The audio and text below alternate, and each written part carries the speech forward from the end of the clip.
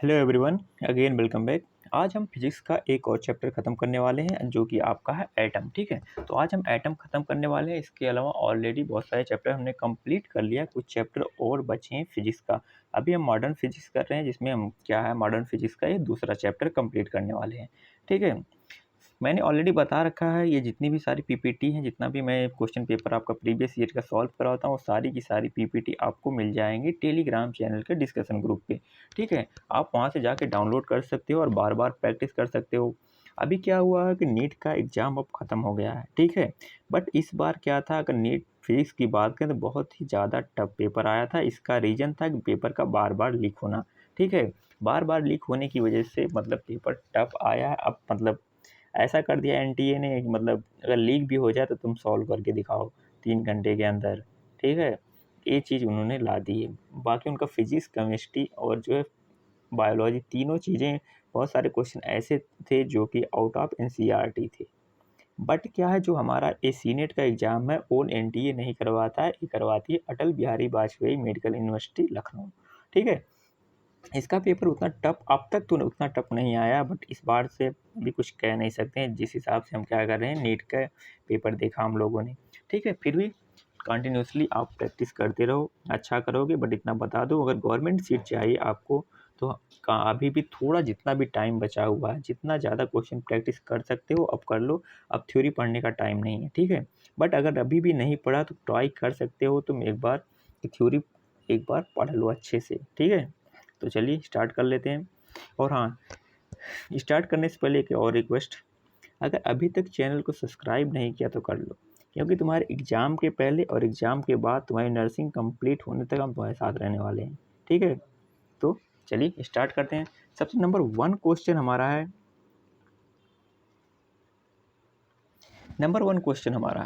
ठीक है, question number 1 है हमारा, रदरफोर्ड।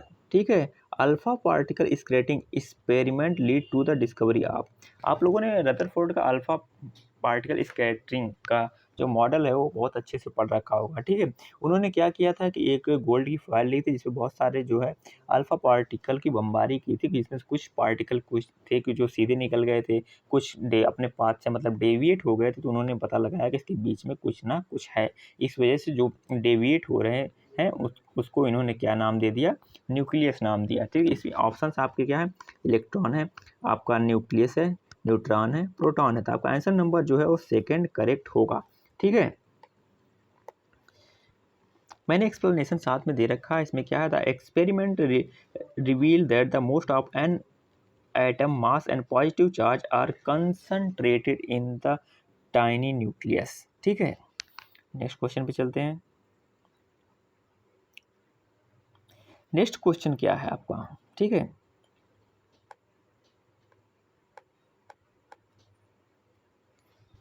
नेक्स्ट क्वेश्चन है, a major drawback of Rutherford model was that it failed to explain. मतलब उनका ड्रॉबैक क्या था मॉडल का। ठीक है, उन्होंने सारी चीज़ें ठीक से बता दी, बट एक चीज़ वो बता नहीं पाए, जिसमें क्या था, एग्जिस्टेंस ऑफ न्यूक्लियस, या स्टेबिलिटी ऑफ एटम, या स्क्रैटिंग ऑफ अल्फा पार्टिकल, या चार्ज ऑफ द न्यूक्लियस। इसमें इन्होंने क्या नहीं बता पाए, स्टेबिलिटी ऑफ एटम वो नहीं बता पाए थे। ठीक है, जिसकी वजह से उनका क्या हुआ था, मॉडल फेल हो गया था।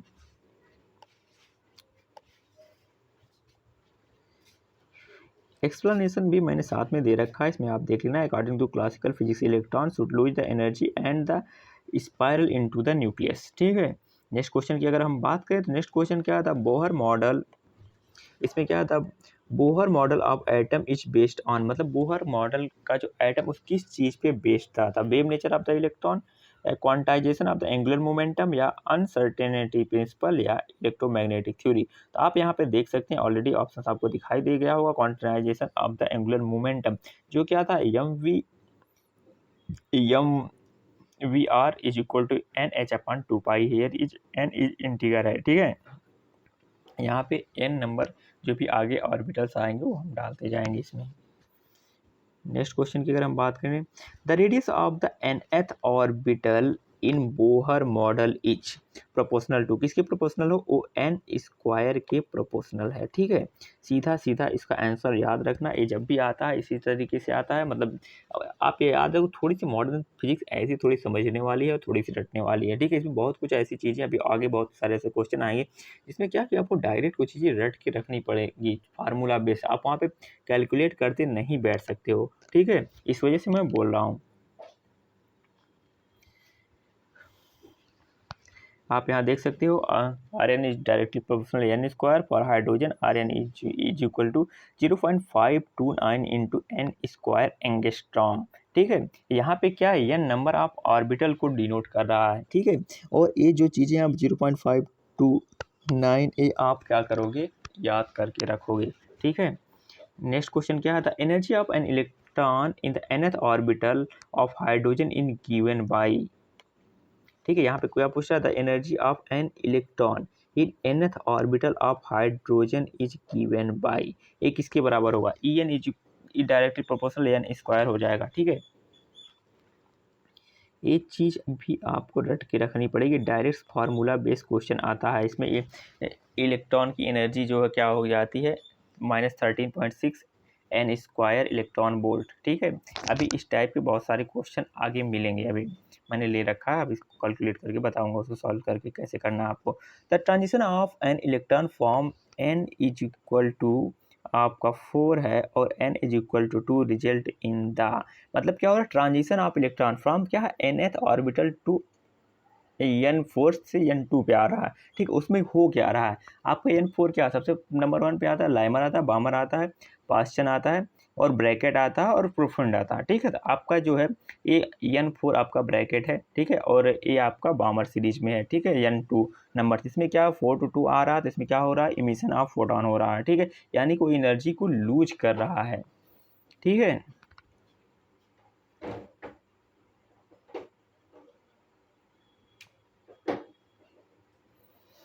आप एक्सप्लेनेशन देख सकते हो, the energy emitted at the electron move to the lower energy level में आ रहा है। ठीक, higher to lower energy level में आ रहा था, हायर टू लोअर एनर्जी में आने के लिए क्या होता है, आपका एनर्जी को लूज करेगा तभी तो आएगा वो। Bohr model successfully explain the spectrum of, मतलब उन्होंने बोहर मॉडल क्या किया, सक्सेसफुली स्पेक्ट्रम को एक्सप्लेन किया था। उसमें क्या था, hydrogen, hydrogen and hydrogen like ions all elements या हीलियम। तो आपके ऑप्शन जो यहाँ पे करेक्ट हो जाएगा, आपको ऑलरेडी दिख गया होगा यहाँ पे, जो hydrogen and hydrogen like ions, यानी कि आपको हीलियम और लिथियम, मतलब जो है हाइड्रोजन लाइक आयंस यानी कि क्या हो गया, हीलियम प्लस और लिथियम प्लस एक 2 प्लस क्या हो जाएगा, आपका हाइड्रोजन लाइक हो जाएगा। ठीक है, नेक्स्ट क्वेश्चन की अगर हम बात करें, the Lyman series of the hydrogen lies in the, Lyman series in hydrogen lies, इसमें क्या होगा, मतलब ये आपसे पूछ रहा है कि विजिबल रीजन में, अल्ट्रावायलेट रीजन में, या इंफ्रारेड रीजन में, या एक्सरे रीजन में। तो आपका क्या है, आप यहाँ जो लाइमर सीरीज जो दिखेगी आपको अल्ट्रावायलेट रीजन में। ठीक है, ये वेव लेंथ के अकॉर्डिंग पूछ रहा है आपसे, आपने ऑलरेडी इसको पढ़ रखा होगा, नहीं पढ़ा होगा तो ठीक से पढ़ लेना एक बार। ठीक है, क्योंकि यहाँ से क्वेश्चन आते ही आते हैं। ठीक है, नेक्स्ट क्वेश्चन पे चलते हैं, the Balmer series correspond to the transition ending at, the Balmer series correspond to transition ending at Lyman and Balmer. ठीक है, तो अगर बामर की हम बात करें तो इसको हम n2 से डिनोट करते हैं। ठीक है, तो आपका ऑप्शन 10 नंबर का बी करेक्ट हो जाएगा। डायरेक्टली इसी टाइप के क्वेश्चन आते हैं इस एग्जाम में। ठीक है, बहुत ज़्यादा टफ या कोई और कॉन्सेप्ट को ये नहीं लेके आते हैं। ठीक है, इस बार क्या हुआ, बहुत सारे कॉन्सेप्ट एक ही क्वेश्चन में डाल दिया था इन लोगों ने, इस वजह से बहुत ज़्यादा प्रॉब्लम हो गई। ठीक है, यहाँ क्या, बामर series lies in the visible region, जो आप क्या होगा, आपका जो लाइमर सीरीज है वो अल्ट्रावायलेट में होती है और बामर सीरीज जो विजिबल रीजन में आती है। ठीक है, इसके बाद लाइमर वाइमर पास्चन जो आपको इंफ्रारेड में आती है। ठीक है, इस चीज़ को ढंग से याद रख कर लेना। ठीक है, यहाँ से क्वेश्चन आते ही आते हैं। ठीक है, इस चैप्टर से तो 1 या 2 क्वेश्चन आने वाले हैं एटम से आपके। नेक्स्ट क्वेश्चन क्या है, the wavelength of the first line of the Balmer series, first line of बामर series की वेवलेंथ पूछ रहा है। मैं डायरेक्ट फार्मूला लिख रहा हूँ और यहाँ पे आप खुद कैलकुलेट करके देखना, यहाँ पे डायरेक्ट फार्मूला आपको यहीं पे मिल जाएगा। ठीक है, यहाँ क्या होता है, फर्स्ट लाइन की अगर बात करें, इसमें फर्स्ट लाइन क्या है, ऑफ द बार्मर सीरीज। अब वेवलेंथ की बात हो रही है, ठीक है। इसमें फर्स्ट लाइन को डिनोट नहीं करते हैं, जब भी करते हैं उसके सेकंड और थर्ड को करते हैं। तो यहाँ पे n इज इक्वल टू 3 हो जाएगा और n इज इक्वल, यहाँ पे ठीक से चल नहीं रहा है, ठीक है। n इज इक्वल टू आपका 2 हो जाएगा, ठीक है। इसमें फिर क्या करेंगे हम, फार्मूला लेंगे 1/λ into R into 1/n n1 square and minus n2 square, ठीक है। इस फार्मूले पे रख के देख लेना, आपका 36/5r आ जाएगा, ठीक है। यहाँ पे r कुछ भी नहीं है, ठीक है। आपको लैम्डा निकालना, डायरेक्टली आप ध्यान रखना, जब भी क्वेश्चन देख लियो सबसे पहले देखा करो निकालना क्या उसमें। यहाँ पे आपको लैम्डा निकालना है, ठीक है। नेक्स्ट क्वेश्चन पे चलते हैं। नेक्स्ट क्वेश्चन क्या, the shortest wavelength in the Lyman series is called. इसको हम सीरीज लिमिट बोलते हैं, ठीक है। इसको हम क्या बोलते हैं, सीरीज लिमिट बोलते हैं। ये n क्या होता है, इनफाइनाइट होता है, ठीक है। इसको हम बार्मर सीरीज, लाइमर सीरीज में रखते हैं, ठीक है। n इज इक्वल टू 1 में, ठीक है। आपका 12 का बी करेक्ट हो जाएगा। दो ऑप्शन इसमें एक सेम हो गए, बट यहाँ पे बी वाला करेक्ट है, ठीक है। नेक्स्ट क्वेश्चन पे चल रहे हैं हम। The ionisation energy of hydrogen, इसको डायरेक्टली याद रखना, इसमें कुछ भी कैलकुलेट करते हमको नहीं बैठना है। सबसे ज़्यादा जो आयनाइजेशन एनर्जी हाइड्रोजन आयन की होती है उसमें लाइमन सीरीज की होती है, वो भी होती है -13.6 इलेक्ट्रॉन वोल्ट होती है, ठीक है। मैं डायरेक्टली इसको बता रहा हूँ, इसमें कुछ भी याद करने मतलब कैलकुलेट करने जैसा नहीं है इसको, मतलब अगर माइनस है तो ठीक है, वरना अगर नहीं है तो 13.6 इलेक्ट्रॉन वोल्ट देखते ही लगा देना। अगर आयनाइजेशन एनर्जी ऑफ हाइड्रोजन पूछ रहा है या n इज इक्वल टू 1 पूछ रहा है या लाइमन सीरीज पूछ रहा है तो ठीक है। डायरेक्टली तीन चीज़ें मैंने बोली हैं, आयनाइजेशन एनर्जी ऑफ हाइड्रोजन, या n इज इक्वल टू 1 की आयनाइजेशन एनर्जी, या आपकी लाइमन सीरीज की पूछ रहा है तो ठीक सीधे सीधे आपको ऑप्शन लगाना है 0.6 इलेक्ट्रॉन वोल्ट, ठीक है।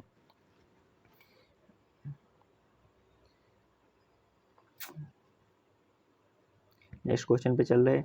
The energy required to excite an electron from n1 to n2 in hydrogen is, यानी क्या n1 टू n2 में जाना है, यानी लाइमर टू बार्मर में जाना है, ठीक है। तो सेम फार्मूला लगेगा वही 1/, इसमें इलेक्ट्रॉन वोल्ट डायरेक्टली हम लगाते हैं फार्मूला, ये वाला रुक जाओ बता रहा हूँ मैं, इसे चल नहीं रहा है ठीक से। यहाँ पे electron is equal to -13.6 electron volt upon n square से करते हैं, ठीक है। आप करके देखना 10.2 इलेक्ट्रॉन वोल्ट आएगा, ठीक है। इसको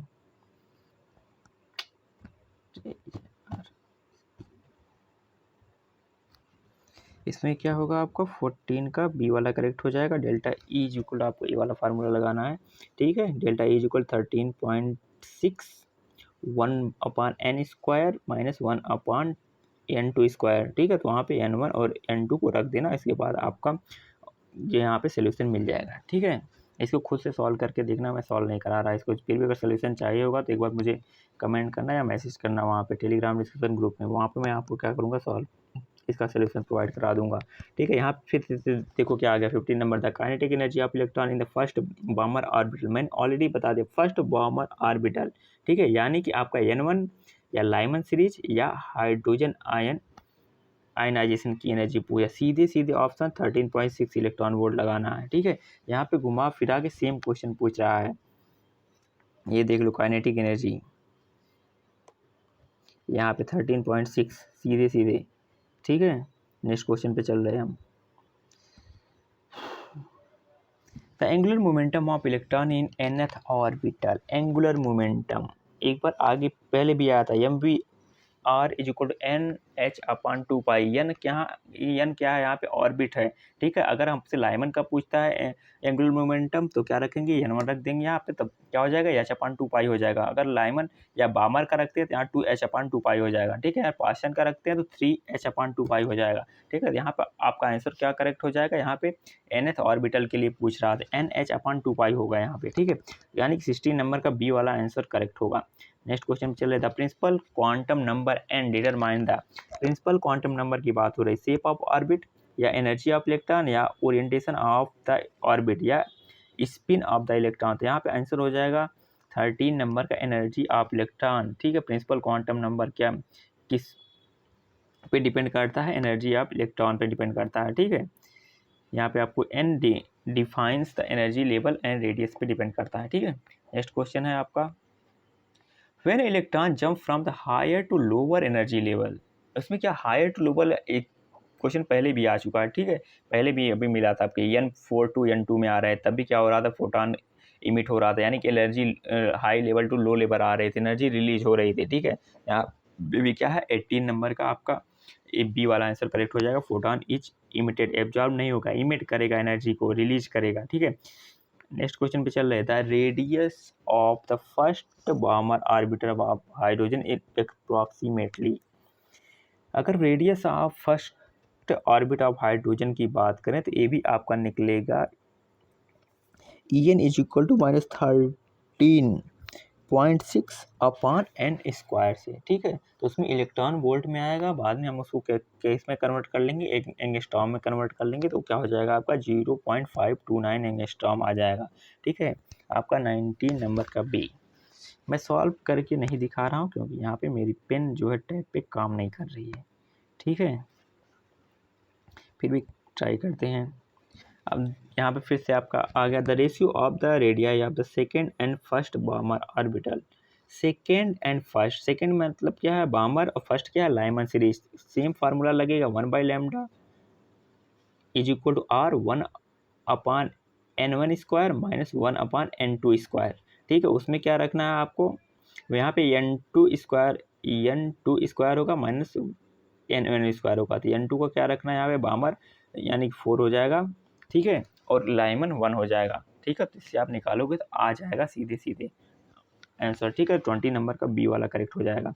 नेक्स्ट क्वेश्चन चल रहे हैं, फिर से वही आ गया, the energy of electron and the ground state of hydrogen, आपकी बार पूछा ग्राउंड स्टेट, ठीक है। सेम आंसर -13.6 इलेक्ट्रॉन वोल्ट, इसको डाटा लो, याद कर लो, ठीक है। यही क्वेश्चन कितनी बार घुमा फिरा के एक ही क्वेश्चन 3-4 बार इसने पूछ लिया, ठीक है। नेक्स्ट क्वेश्चन पे चल रहे हैं। नेक्स्ट क्वेश्चन है आपका, the wavelength of the photon emitted during the transition of N4 to N2, मतलब हायर टू लोअर आ रहा है, ठीक है। तो मतलब फोटोन का एमिशन हो रहा है, मतलब एनर्जी लूज कर रहा था, इसमें क्या होगा shorter than Barmer series limit हो जाएगा, ठीक है। मतलब जैसे जैसे आगे बढ़ता जाता वैसे वैसे जो है जो सीरीज होते हैं उनके बीच में गैप कम होता जाता है, ठीक है। तो यहाँ पे 22 का बी वाला आंसर करेक्ट हो जाएगा। नेक्स्ट क्वेश्चन चल रहा है, the Paschen series correspond transition ending at Paschen Lyman Balmer Paschen, यानी n इज इक्वल टू 3, सीधे सीधे, इसमें कुछ सोचने समझने की जरूरत ही नहीं है, ठीक है। लाइमर बामर पास्चन, लाइमर की अगर पूछ रहा तो n1 हो जाएगा, बामर का n2 और पास्चन का n3, ठीक है। तो आपका आंसर कौन सा करेक्ट हो जाएगा, 23 का सी वाला करेक्ट हो जाएगा। नेक्स्ट क्वेश्चन पे चल रहे हैं, the energy required to remove an electron from N2 in hydrogen is. अगर N2 इन हाइड्रोजन इज की बात कर रहा है, ठीक है, तो यहाँ पे क्या होगा, ठीक है, इसको थोड़ा सॉल्व करते हैं। इसमें क्या है n इज इक्वल टू 2 आपका दिया हुआ है, ठीक है।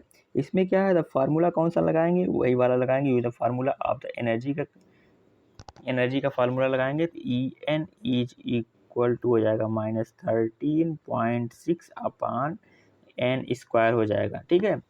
n स्क्वायर इलेक्ट्रॉन वोल्ट हो जाएगा। अब क्या करना है आपको, -13 इसको फिर क्या -13.6 अपॉन n स्क्वायर, यानी कि यहाँ पे 4 हो जाएगा, ठीक है। अब इसको कैलकुलेट करना आप तो क्या मिलेगा 3.4 इलेक्ट्रॉन वोल्ट आ जाएगा आंसर, फार्मूला वही रहेगा, ठीक है,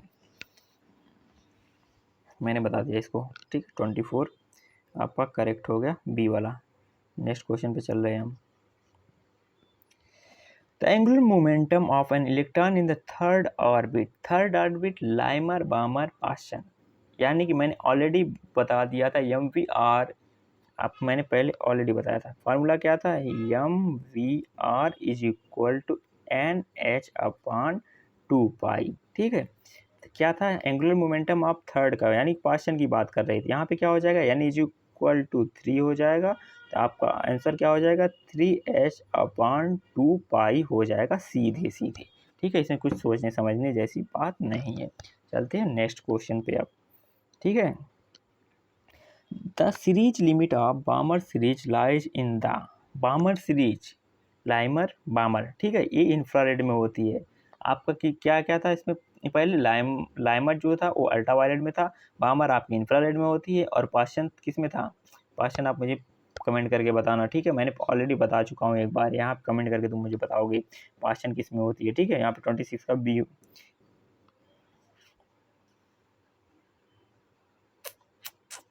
यहाँ पे आई थिंक ऑप्शन में कंफ्यूजन है थोड़ा सा। लाइमर यार अल्ट्रावायलेट में थी, ठीक है। बामर जो है इंफ्रारेड, एक बार इसको देखना 26 नंबर को, ठीक है। मैं कुछ नहीं बता रहा इसमें, इस बार एक बार देखना इसको तुम, ठीक है। मुझे बताओगे टेलीग्राम चैनल पे, ठीक है। नेक्स्ट क्वेश्चन पे चल रहे, the ratio of the wavelength of the first line of the Lyman and बामर series. ये थोड़ा सा लंबा है, ठीक है, इसके बारे में हम बात करेंगे। ये क्या है, लाइमर और बामर की पूछ बात कर रहा था, n इज इक्वल टू 1 और n इज इक्वल टू 2 की बात हो रही है यहाँ पे, ठीक है। तो यहाँ पे सबसे पहले क्या लगाएंगे, formula n initial and n final, इससे होगा। तो इसको थोड़ा सा delta E is equal to e final minus E1 initial, ठीक है। इस फार्मूले से तुम इसको सॉल्व कर सकते हो, ठीक है। ये थोड़ा सा 2 स्टेप में जाएगा, ठीक है। इसको सॉल्व करना एक बार, और सबसे पहले आपको ए निकालना पड़ेगा, EN निकालना पड़ेगा, ठीक है। इसके बाद तुम इसको निकालोगे, ठीक है, तब जाके ये सॉल्व होगा और आंसर आएगा 5:25 27 आएगा, ठीक है। ए वाला करेक्ट होगा आपका, ठीक है। इसको सॉल्व करके बताना, अगर ना सॉल्व होता तब भी बताना, इसका सोल्यूशन मैं प्रोवाइड कर दूंगा तुमको। नेक्स्ट क्वेश्चन चले, the energy of an electron in the nth orbit is proportional to. nth orbital की बात हो रही, nth orbital 28, nth orbital 1/n² होगा, डायरेक्टली इसको याद रखना, ठीक है। nth ऑर्बिट की बात हो रही है, डायरेक्टली प्रोपोर्शनल n a होता है, ठीक है, इसको याद रखना। चलते हैं नेक्स्ट क्वेश्चन पे। नेक्स्ट क्वेश्चन क्या था, ionization energy of helium is, ionization energy helium की पूछ रहा था, यूज ऑफ आयनाइजेशन एनर्जी। तो आपसे ई पूछ रहा था, ई इज इक्वल टू मैंने ऑलरेडी बता रखा है, आपका होता है 13.6 इंटू Z²। जेड क्या है, एटॉमिक नंबर हो जाएगा यहाँ पे। तो आपका हीलियम का एटॉमिक नंबर कितना होता है, ठीक है, 13.6 इंटू 2² होगा, ठीक है। अब कैलकुलेट कर लेना कितना आ रहा है, जितना भी आए इतना ही आएगा आपका, ठीक है। 29 का बी करेक्ट हो जाएगा। नेक्स्ट क्वेश्चन पे चल रहे, ठीक है। नेक्स्ट क्वेश्चन क्या अपना, the radius of the second Bohr orbital of helium, radius of second Bohr orbital की बात हो रही है, सेकेंड बोहर ऑर्बिटल यानी कि बामर सीरीज की बात हो रही है, ठीक है। इसमें क्या है, n is equal to 0.529 into n² इस पे रख लेना, हो जाएगा। n तुमको पता ही चल गया, तुम्हारा 2 होगा, ठीक है।